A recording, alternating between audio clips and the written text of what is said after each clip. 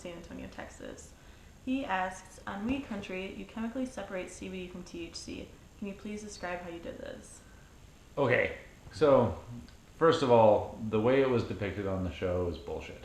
That just, there's no way I'm actually going to perform an illegal chemical separation on TV when there's that scene where I say, arguably I just committed a felony. That was salad dressing, no felony committed. Hooray.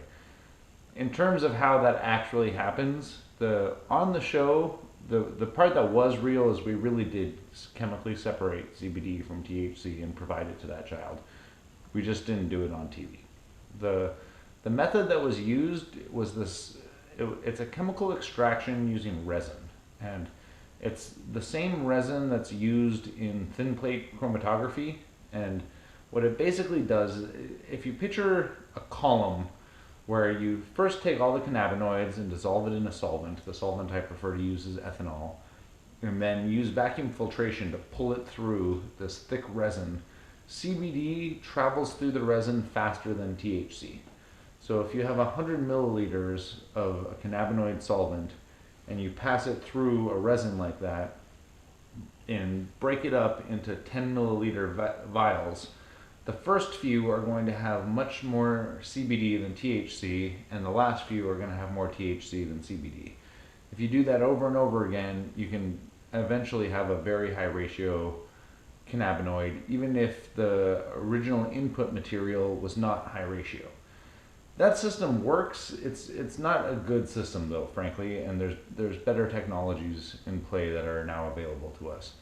There's another system that uses supercritical CO2 extraction, and those systems are expensive and don't really work in a home lab. But if you have a supercritical system, if you dissolve all the cannabinoids into supercritical CO2 and then very precisely inch up the temperature and the pressure, the CBD drops out of the solvent faster than the THC does, and that makes a very nice clean separation.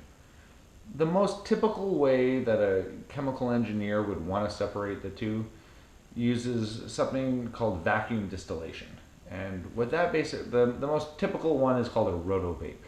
And if you picture just a glass ball spinning at very precise temperatures, and so the oils inside that ball create this thin film along the side of the ball, and it's done in a vacuum, so that as the temperatures rise up, certain chemicals jump out of the oil solution into the vacuum at different temperatures than other ones. And you can very precisely calibrate those temperatures and get the CBD to jump into the vacuum and then be recollected in another vial.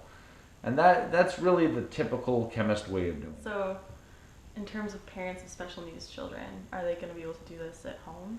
No, it's just not a realistic option for the parents of special needs children. If you're a chemical engineer, you can do it without breaking a sweat. But if you're just trying to make this medicine work for you and your family, the way to pursue it is to grow your own plants. And now we have these high ratio plants that are perfect just the way they come, and you can grow the plant up, make an extraction using a variety of different methods that we'll cover later.